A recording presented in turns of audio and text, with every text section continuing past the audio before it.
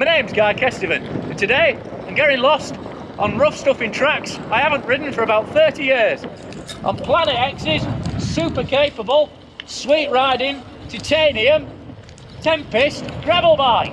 And that's the joy of bikes like this Tempest. This sort of new breed of gravel. Well, they're not a new breed really. I mean, gravel's a new phrase, but I used to come rough stuffing around here, around the back of York, when I was a kid with the CTC. That's why I can't pull a wheelie. I was in the CTC as a kid, not into BMX. But finding these little back tracks, I mean, there certainly wasn't the York cycle track back then. It was just fields. Good God, I've walked into my own cliche. But it genuinely was. And to be fair, this track now isn't much better. So I'm glad these Jack Browns have actually got a decent amount of dig about them. There you go. I found some proper gravel now. And even over a proper rough surface like this is a really nice smooth ride. And then when you get to some tarmac, you're on a titanium frame bike, 1590 grams, medium frame. I mean, forks obviously got to be a bit tougher, so it's a 500 gram fork. But this is actually quite an aggressive sort of road shaped bike for a gravel bike. You've got 71.5 degree head angle, 74 seat, 383 mil reach on this medium bike, so as you can see, reasonably stretched out. We've also got a short 125 mil head tube, so it's quite tucked down. You know, it's not your sit up and beg, catch every bit of wind. You know, if you like your gravel slightly competitive, you can properly get a pull on with this. You're not a hostage to a bit of a headwind, but it's the ride quality. Bumping along through back roads and farmyards. Some bumpy old surface here, but it's just flowing over it really nicely. I mean, it's not set up tubeless. And I'm running 40 psi in the back, 35 in the front, but it's gliding along very nicely, but without seemingly surrendering much in terms of speed and power. So just a nice balanced frame feel. You know, so you have got that longer back end, 430 mil chain stays, give it a bit more forgiveness, but even with that plate, that's a classic sort of on one Planet X trick to give you more clearance between chain rings and rear tyre. And that titanium mainframe, and it's very similar to the other Thai bikes in the range, but with a bi-oval down tube, so flatter at the bottom bracket when we're pulling up a little climb here, so there's not wobbling or flexing all over the place. Still getting a decent stomp on through that fourth chain set, and also feels nice and solid and predictable through the bars too, so nice and taut without being punishing. And while you can hear there's a little bit of tyre buzz, these really are scooting along nicely. And of course you gotta love a skin wall sidewall. You know, this is one of 3 titanium bikes that Planet X do. Like I say, it's Tempest.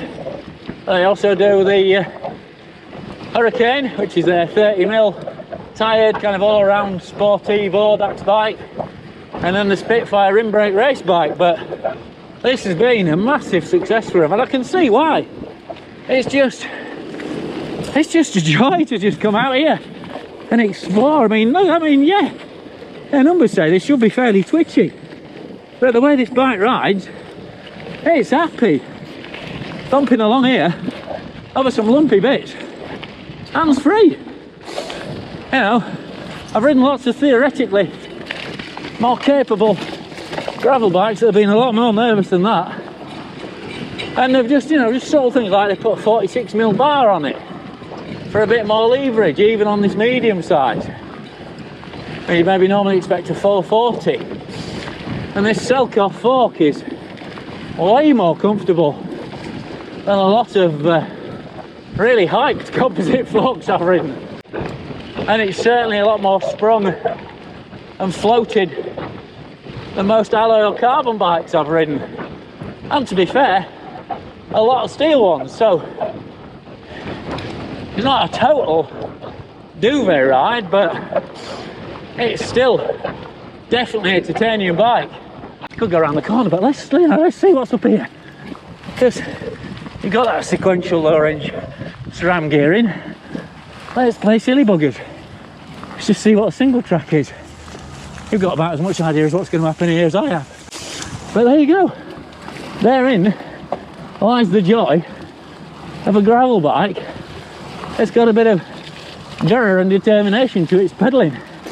It wants to go on, let's play mountain biking, old school mountain biking. Who cares if it's a bit sloppy and slippery?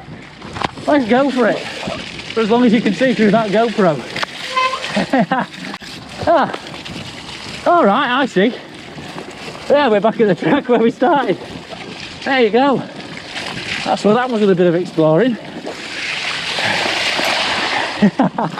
Oh, these just happy days on these bikes. Happy, very, just, I don't know, they just give you freedom to feck about, go where you want, and end up in a dirty grey puddle. At least this will wash it off a bit, because I'd got it filled. I was a bit worried I got it too filthy for the static torque round. So I'll find a bit that's not so windy and do that now. Unfortunately, that puddle rinse wasn't quite as effective as I was hoping, so there is a bit of clatter around the back end. But let's have a look at this Tempest anyway, because most of the really nice detailing is still visible. So taking it from the front, obviously triple butted titanium frame, but there's some really nice detailing on here. It's not Bob Basic. You've got a ring reinforced head tube for this tapered fork. You've got a forged head badge on there. You've got this vertical ovalization on the top, on the down tube, which then goes to flat ovalizing at the bottom bracket. I mean, it's very subtle, but from experience, if you try and get too leery with that kind of thing, it really knackers the ride quality. And they're triple butted tubes anyway, so it's quite a stout down tube, but it's a different thickness at the top end and at the bottom end, and then much thinner in the center. So it really gives it a much more kind of lively, sprung life ride feel, and also saves a bunch of weight out of it.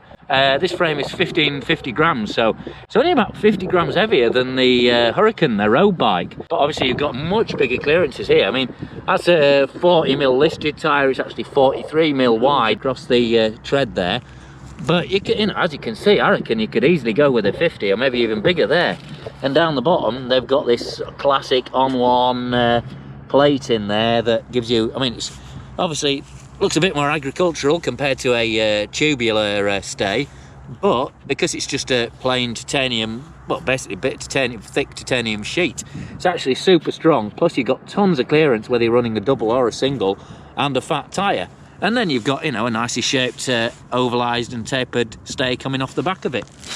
You've got these nice flat cut and window dropouts, 12 by 142mm rear axle. As you can see, you've even got, you know, you've got the rack and mudguard mounts already fitted in there. The bolts are in there ready for you, and it's all fully replaceable if you have a problem with that axle. Over on the far side, you've got a flat mount there, so it's bang up to date in terms of the braking standard. It's running 160mm rotor, so there's plenty of stopping power.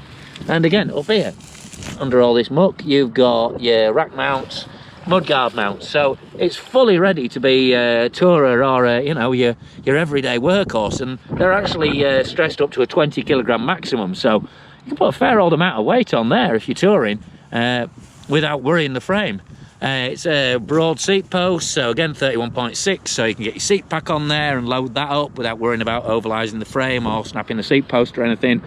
Although unless you're particularly narrow-hipped and slightly masochistic, I'd maybe go for a wider saddle than that San Marco that gets fitted as standard. I have a huge amount of optional saddles in the Planet X range, so just take your pick. Anyway, back to the frame. You can see it's laser etched. You've got these what they call invasion stripes. It's what they put on Allied aircraft for D-Day landings, so they could be recognised by friendly forces.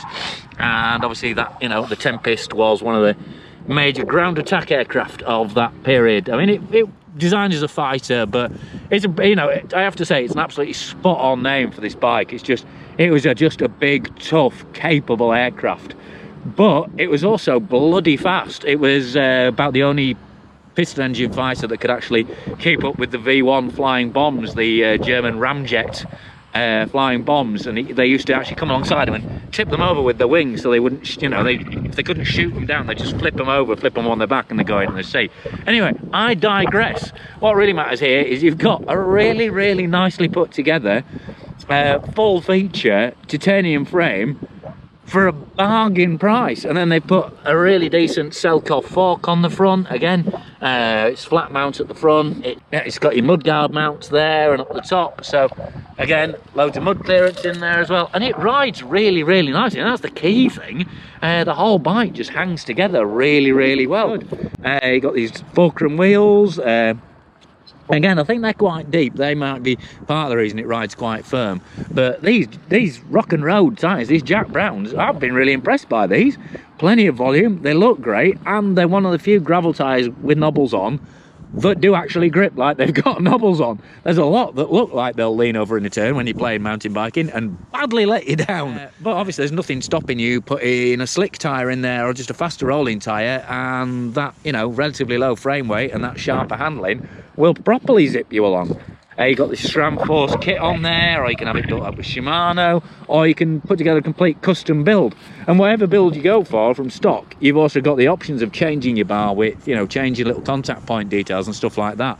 And they're not, even though they're, you know, they're a direct buy brand now, you'll get them in a box out of the warehouse in Rotherham, but all the bikes are actually put together in Rotherham currently. You know, they're built by hand in Yorkshire. They go out, you know, it starts with the frame and the fork, and it's fully prepped by super experienced guys. I mean, including some of the nation's top road racers of the past of you know, of hand building these bikes for you. And you can even go down to Planet X and actually build your own bike in their workshop if you want to. So there's tons of versatility in the way you can put the bike together, and the bike itself is just super versatile. And of course you've got all that, you know, completely rustless, corrosion free advantages of titanium as well. So rides great, lasts great, looks great. I mean, you're not going to jet wash a laser etched graphic off there, are you? It's just a proper license to explore this. Absolute beauty for just going out there and enjoying yourself. So that's enough of the background on it. Well, it's not. Just find me some questions in the comments below. Thank you for watching. Thank you to Planet X for sponsoring this video and for sorting me out with the Carnac gloves and helmet. Again, equally top value kit. I'll just drop that in there, bit cheesy, but there you go. Thanks to Mavic for top, Enduro for leggings, Lake for boots, you for watching, especially if you're one of my Patreon subscribers. You guys are awesome. Thanks for putting some extra money in the kitty to mean I can do more background behind the scenes stuff. If you like what I'm doing, please consider sponsoring me on there. But anyway, click for notifications, share this video, tell your mates about the channel. Let's keep it growing. Thank you very much. I've been Guy Kesteven, this has been Guy Kest TV, and I've been riding and loving Planet X's Tempest titanium gravel bike on rough stuffing tracks I haven't ridden for decades.